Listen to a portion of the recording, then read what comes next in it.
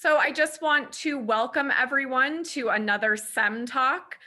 For those of you who haven't joined us yet for a SEM Talk, this is something we just started. I think it was back in January. And the idea was to have our faculty and our staff present through Zoom to our alumni, to parents, to friends of SEM on topics that you may be interested in. So tonight, it is my pleasure to introduce Nina Sinti, also known as, I feel like I'm going to butcher it again. Say it again, Nina. Nina Bocci. Nina Bocci. So Nina is a teacher at the lower school. Currently, she is teaching. She took on a new role this year due to the pandemic, and she is teaching virtual kindergarten and virtual first grade. And I can tell you that my son, Jack, was virtual first grade for the first 2 trimesters. And I don't know how she did it, but she did such an amazing job balancing kindergarten and first grade from Zoom to Zoom, off and on all day. So I can tell you she's an amazing teacher, but not only that, she is a USA Today best-selling novelist. She loves reading and writing about swoony, relatable heroes and smart, witty heroines. I like that too. And if it's set in a small town, all the better. So with that, I'd like to introduce Nina. And Nina, what I'm going to do is spotlight you now. Sure. So hi, everybody. Thank you so much for joining us. This was exciting. When Liz asked me, I jumped at the chance. I love to talk to basically any adult, as my day is spent on Zoom with littles all day. So it's like, oh, look at, there's adults. So hello, adults. But as Liz said, I have written 7 books now. 6 are published. 3 of the 7 have hit the USA Today bestseller list, which is exciting. And I get to have that, title after my name. I'm still striving for New York Times, but that's okay. I'm fine with USA Today and Wall Street Journal too, which is exciting. I predominantly write, I guess the genre would be women's fiction. They're funny. They're not overly heavy. They're not serious. I cannot write a serious thing to save my life. Believe me, I have tried. It comes off disingenuous, but I really like, the world is very heavy, especially right now. I feel like the world is monumentally heavy. So I just want to write things that maybe make people laugh. They do have a thread of romance in them, but it's mostly family. It's friendships. It's especially women's friendships, and just, lifting people up and not tearing anybody down, and just sort of that positivity. All of my books are traditionally published, which means I went about getting myself an agent.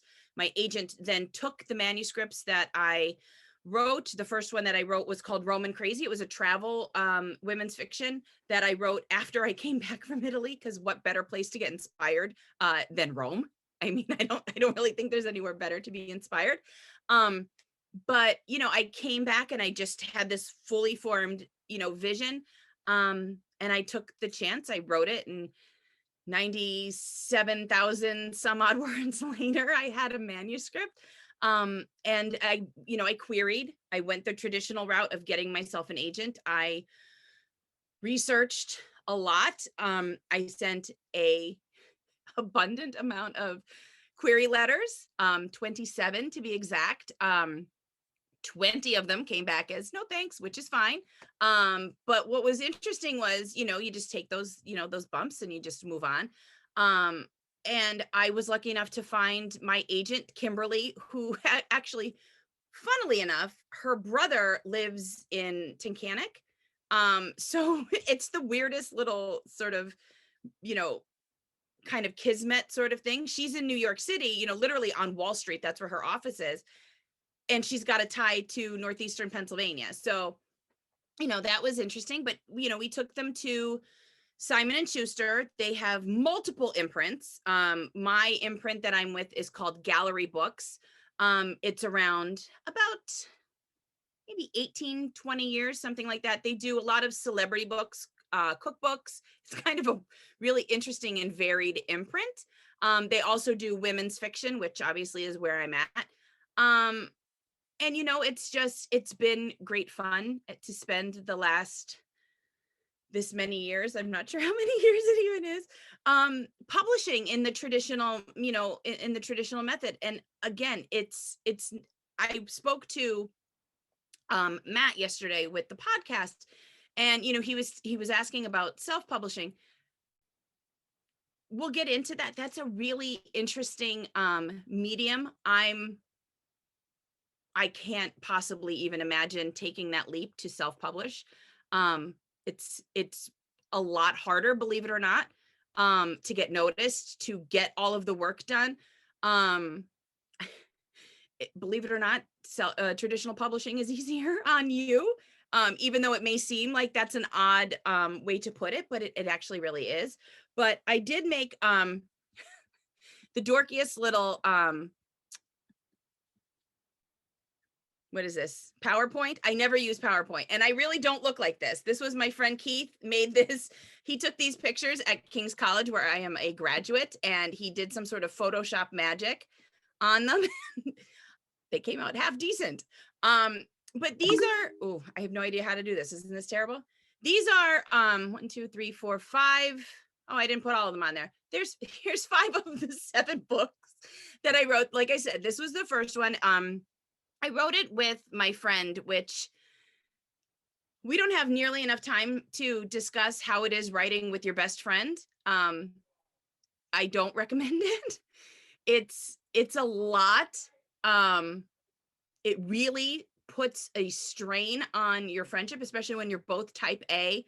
You're both really, really, really strong-minded, and you don't want to give anything back. Number one. But all of these 4, and then the other one that of course I forgot to put on here, were all published by Gallery. And then this last one down here, this actually just came out on Valentine's Day, the week before Valentine's Day. It's through Audible, which is an Amazon company. It is an Audible original, which means they exclusively release it via audio to all of their Audible subscribers, which is a tremendous amount of people. And I wasn't prepared for that influx of social media visits and questions. And like, it's the most reviewed thing I've ever written in my life, with like over 1,000, and they're great. And they're, which is wonderful. I'm very grateful, but I didn't expect the onslaught of the Amazon machine, to really, turn its very, very bright light on little old me from Pennsylvania. But that was a lot of fun. Liz, can you unmute them? It's so, I'm so used to kids. I think it's like, I feel like I'm talking to myself. I'm sorry. Yes, Or I maybe not. know what you mean, but I don't know. It's like, it's odd for me. I know what you mean. I kind of like the cacophony going on. I'm asking, so basically I have to ask everyone to unmute. Oh, okay. Okay. Well, No, if you'd like okay. to unmute, just so I hear people breathing, then I don't feel I know so. what you mean. You're like, Oh, this is are weird. you listening to me? Yeah, is anybody there? Has everyone fallen asleep? Which wouldn't surprise me. But like it's less about me and more about like, if you want to write a book, which I highly recommend it. It's not, one of the biggest questions I get all the time is it hard? It's hard to write a book, isn't it? I can tell you, if you have an idea, something that is just like poking you in the brain, even if it seems like the most innocuous thing that no one is ever going to buy, no one is ever going to be interested in, do it anyway. Because one of the biggest pieces of advice that I got from an editor in New York, they actually were from Disney Hyperion, which is like my dream. If I can ever write the young adult book of my dreams, Disney Hyperion would be the place that it would go. And I was lucky enough to talk to them at an event called Book Expo of America, which unfortunately, thanks to the pandemic, hasn't been around for 2 years. I hope it comes back, but it's where everybody descends basically upon New York, and there's publishers everywhere in the Javits Center, and there's editors, and there's agents, and there's authors, and there's more books than you could possibly ever go through in your life. And they said to me, you write what you know, and someone will find it. And that's the best thing that I can say, is just whatever is in your heart of hearts, just write it down. But when you want to start writing, one of the biggest hurdles people have are if you are a plotter or a pantser. Now, I know that they're very odd terms, but they're actual legitimate terms in the literary world. And a plotter is somebody that I aspire to be and will probably never be, but it's a wildly methodical outliner, somebody that has notes upon notes, and they know every, inch of what their what their characters look like she has a fleck of gold in her eyes. I'm like, I'm 50 pages in, I'm like, did I give this girl an eye color? Like, I don't remember. I have to go back and hope to God that someone has paid attention to whether or not I gave her brown eyes. Maybe she has no eyes, I don't know. But a plotter is that person that is just like, I buy note cards, right? I buy all these different rainbow note cards, and I'm like, I'm going to use them. This is the book, I'm going to use them. Guess what's still wrapped in plastic behind me? All of the note cards. And they mock me, and I'm like, forget it, it's fine. But it's one of those things, like, there is one book that I'm hoping to write this summer that I will have to sit and outline and write down every single thing that happens, because it is a young adult book, and it's actually a young adult series. It spans over 3 books, and there's no way I'm going to remember what happened here if I didn't write it down for here. So it's going to be a true test. So if you see me wandering around Plains and or Kingston by the schools, just push me toward a car and hope for the best. But it's me being completely panicked over not having my stuff together for this book. I am more of this person. I am the pantser. That's literally a flying by the seat of your pants person. They're traditionally, we call them, their character-driven books. It's where you start to think that the people are talking to you. These characters are talking to you, and they're telling you, nope, this is the way that I want to go. They have some sort of random, I don't know, thing where they have a nervous, thing where they're constantly like doing this, or they click their tongue, or they chew their lip, or something like that. Like, that's something that the character is going to eventually tell you. And when you get to know your characters so much, maybe it's 10 pages in, maybe it's 55 pages in, maybe it's after you type the end, you're like, this person needs a monocle. I don't suggest it because it never worked, but a monocle is an affectation that I highly recommend for children's books, because kids love monocles. I don't know why. And eye patches. Kids also love eye patches. But a pantser is somebody that you tend to see more of a character-driven book. It's someone that is a writer, and maybe plotters are more traditional writers, right? A pantser is a storyteller. It's somebody that can sit there and weave the story from the beginning, and maybe you introduce something like it's almost like a game. And you'll say, well, let's introduce, I don't know, a blue dog now. And you have to somehow figure that into your thread and make it work into your book. And that's something that, I enjoy being a pantser style writer, that, you kind of just let the book take you where it wants to go. And so far, thankfully, that's worked for me. For at least it has for me, and it has for the last 7 books. Again, I acknowledge that I need to get better at outlining, but for now, this is what's working. That being said, one of the things everybody always tends to ask is, well, how do you start? Microsoft Word, let's be honest, everybody knows it. Even if you don't have Word, it's some sort of note. If you're a Mac user, there's the Mac, what is it? Pages, the equivalent of Word. Something like that will always work. The hardest part of it is formatting, is going back and trying to find, did I say this already? And then you have to scroll back, and that ends up sending you on, a wild goose chase where you maybe, you see something and you're like, no, maybe I'll have to fix that. And then invariably you always end up starting over. So it's fine if you're, you have self-control. I do not. So I use the Mac. It is a Mac specific app. There is a Windows based component for it. It's called Scrivener. It is honestly the thing I think that is the only way I stay organized in any capacity in my writing life. Like, teacher life, mom life, I'm within an inch of my life prepared. Writing, it's here's all the balls in the air and I'm getting hit in the head. It's not in any capacity organized at all. So Scrivener, it's like, I don't know, I've had it for so many years. It's probably around $60. But what's great about it is there's a bunch of different options for you. And you can sort things by chapter. You can have character explanations. Like you could put pictures in this so that you have it readily accessible, that you're not Googling, everything, and you're not like searching back trying to find something. Every single thing that you need is in this app. You never have to go to the internet because you've done all of the research and you just deep dive into, excuse me, into this app and you write everything, and you can bang something out in no time flat because you're not starting and stopping and starting and stopping and, oh, let me go back and Google. No, it's all right there for you. And I didn't actually put an app. I just thought about it now. There's another thing called Freedom.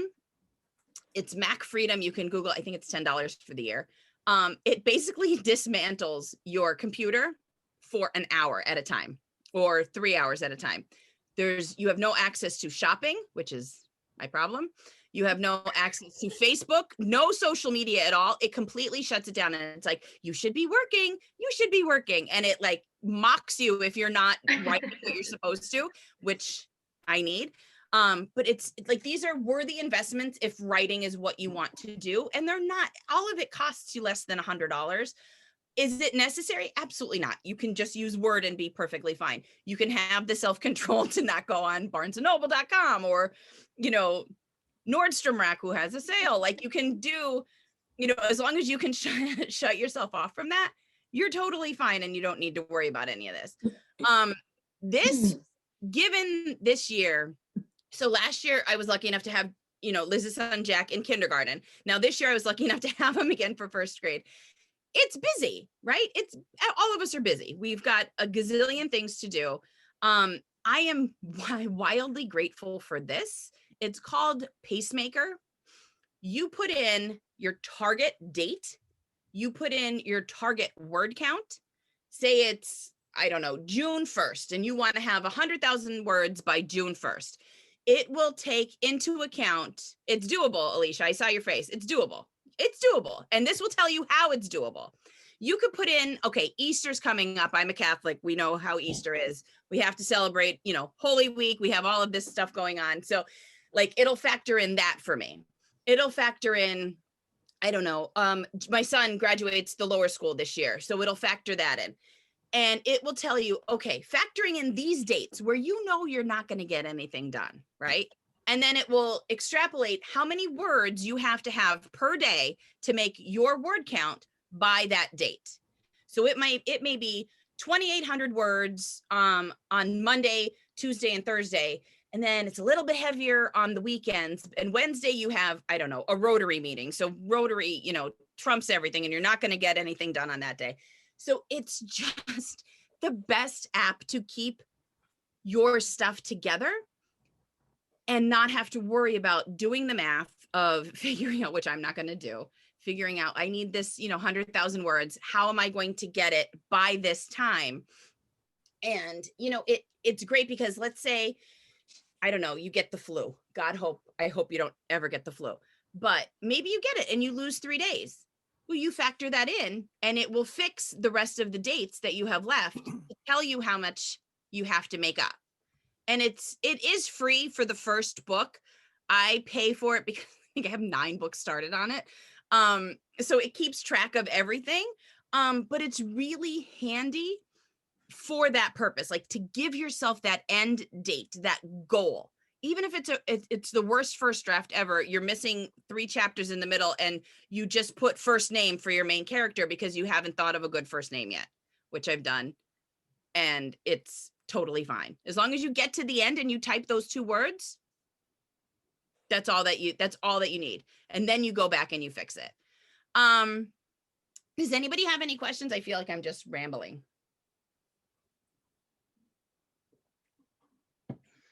No. Okay. One of the one of the biggest things we always get asked is, who reads your work? My mom, which doesn't count because she never says anything bad about it because she's my mom. My agent, who's not my mom and says a lot of bad things about it, which you need that, you need that gut punch. You need that, put on your big girl pants and have somebody tell you that, listen, this is not working. But also, and then my editor will get it after a couple of my friends who are also in the business read it and give honest feedback. If you don't have honest feedback, it's doing yourself a disservice, because when Amazon gets it, when Barnes and Noble and iBooks get it, they're going to be honest, and you would rather give yourself the best opportunity that you possibly can to get, those good reviews. There are a lot of local groups. I'm not sure where everybody is, but the first thing to do is start with your local library.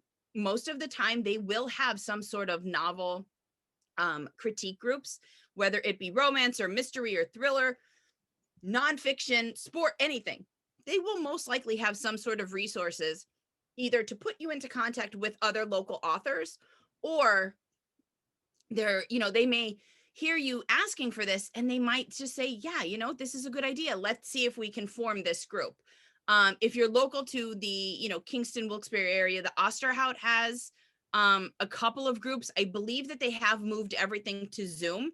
The Dietrich Theater out in Tincanic, they also used to have one. Again, I'm not sure, because I'm not even sure if they're open again yet, but they are. They are okay. Good. They what was her name? Hetty, Hildy. She used to run something up there. Hildy's not around anymore, and oh, okay. I don't remember the name. Go play with. Drawing a blank, but okay. You need to go out and play.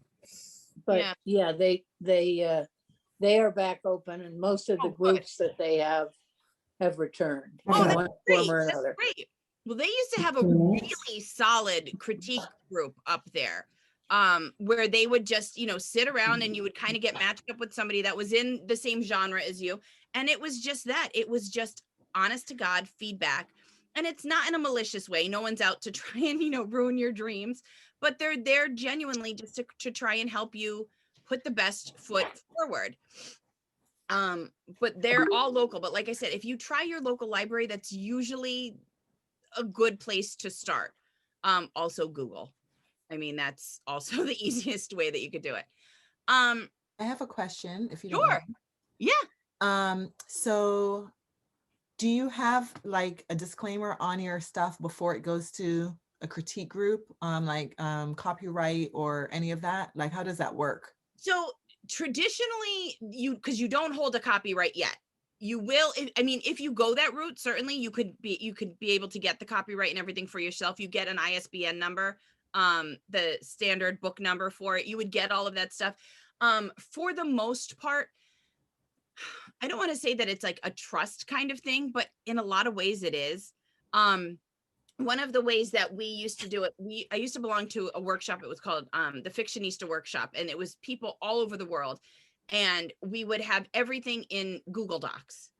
And every single person had to be registered under your legal name, and every comment that was made showed up with their names. Do you know what I mean? So we always had proof that someone else, like that this was our work and someone else did read it. So if God forbid somebody did try and do something nefarious, you had something to go back on. But for the most part, I would hope that kind of stuff doesn't happen in these critique groups, specifically in the live in-person ones, hopefully when they come back someday, because it's just, sort of passing it this way. There is, the possibility of it when it's online, but, you do put on there, and unfortunately I don't have one started, so I can't even show you, but it would say, the title of the book, your name, your address, your phone number, your agent information, your email address, all of that stuff on there, so that people would know. But I've honestly never heard, I'm sure it's happened. I'm not going to be I'm sure it has happened in the past. It's never happened to me, nor do I know anybody where it's happened. but that's definitely, I mean, that's a great question too. No, that's good. I was just And a great curious. concern. Yeah, I but it's an honor system. It is. Everyone is trying to help everyone, it sounds Yeah, like. and that's what I would hope in the long run, is that everybody is trying to just, help each other out, because there's, what is the saying? It's like, just you're helping somebody else. It's not pie. Like, it's, everybody gets a slice. It's fine. But I do think it is definitely an honor system. Like I said, I've never seen it happen where it's become a problem, but maybe, it's also investigating the groups themselves. Are these people around a long time? Are they, authors in a long standing? Do they have representation and stuff like that? Like, if it's some person, off the street, they've never written a book before, and they're like, oh, I'm going to come in here. Do you know what I mean? I don't know that anybody, I shouldn't say that. I don't know of anybody that would do that, specifically in the groups that I'm in. But if that's something you're interested in, I'm more than happy, to put you into touch with, critique groups and, people that might be in your genre that you're interested in, to help you out, that are trustworthy. I only have a chapter, so we have a long way to go. Hey, a chapter is more than I have at the moment, so congratulations. But, one of the biggest, questions now is, in 2021, self-publishing is obviously, it's opened up a lot of doors for people. I remember, 15, 18 years ago, there would be like 5 or 6 books that would come out today. Tuesdays traditionally are the publishing, like the big publishing days. It would be a handful of books in fiction. Last time I checked, I think on the day that the Audible exclusive book came out, something like 400 books came out that day. Not all of them obviously are traditionally published. It is, the boom of self-publishing. Because there are a ton of tools available now for people. People can format their own books. People copy edit their own books. I don't recommend that. People make their own cover art. Everybody's doing a lot of this stuff themselves, and it's a profound amount of work to do that. I, again, chose the route of, finding myself an agent. As I said, I write something called women's fiction. Back in the day, it would have been called chick lit. It's funny, haha, women stories. Like, they don't like that term anymore. Now it's, what is it? Upstart women's fiction. I don't know.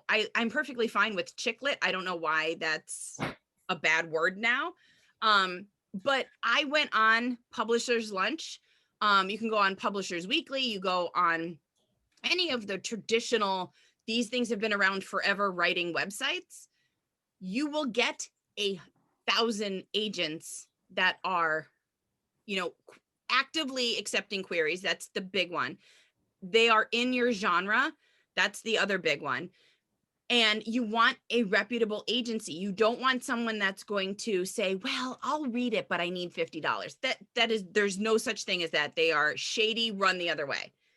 Agents of good standing will never, ever ask you for money. They should never ask you, and you report them right to the bureau for that, because that's not what they've signed up for. The biggest thing that agents don't like is when you look at an agency website and you just look and you're like, I like her, and you pick somebody and you just point at them, and that's who you decide to query. Maybe they don't like your genre of book. So you're wasting a query letter, and you're kind of angering that entire agency, because now you can't really query someone else in that agency. So you want to really do your due diligence and find someone that's within the genre that you want, because otherwise you're running the risk of alienating an entire agency. Watch their social media. A lot of agents close themselves off for certain times of year. Yes, you can't find anyone working at Christmas time from like the 15th through maybe the week after New Year's Day.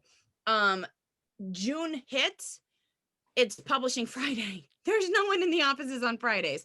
There's a lot of things to take into consideration, but specifically, if they are closed to queries, don't query them, because it goes right in the trash. It, honest to God, does not, they won't even look at it. It just goes right into deleted email. So you may be the perfect fit for each other. they're not even going to see it, which is upsetting. But also social media affords you the ability to see that you're a good fit socially. Maybe you guys are, at the polar opposite ends of whatever, and that's something that you have to take into consideration too, because while you may write women's fiction and that's what they want, you may disagree with something that they have to say. I don't know, maybe they don't like the royal family. I have no idea. But, that's something that you might find offensive. And then that would sort of tarnish the relationship that you have. But the biggest things are just doing the research to find somebody, that is going to work well and be your advocate. Because first of all, no one's your biggest advocate besides yourself. That's number one. But your agent comes a second close, or comes second. They are going to fight for you with the publishers. They are going to make sure that they pitch it to the right editor. Simon and Schuster, first of all, it's gigantic. My imprint has 9 editors. Maybe she picked the wrong editor and they didn't like it. Well, you can't really go to another editor now. It's the same thing as going to another agent. There's all of these, hoops that you have to, not you, because they're doing all that work. But you want somebody that's going to be your partner in this. So ultimately, like, that's why it's your due diligence to find somebody that's going to be perfect for you. There used to be a book out there. I'm not even sure if they still do it since everything is predominantly online. It was like a phone book. It was about this thick. It had every single agent in the United States, London, Canada, that was in there, foreign publishers, whatever. They had all of their contact information, what kind of genres they're looking for. Are they actively accepting queries? Do they take mail queries, which, believe it or not, some people still want snail mail copies of, your first, 3 chapters and a 4-page summary. There are still people that want that. I will say most don't. Most want just an email copy, but you have to know all of this before you go out there, because again, you want to put the best foot forward and give yourself the best shot. That is it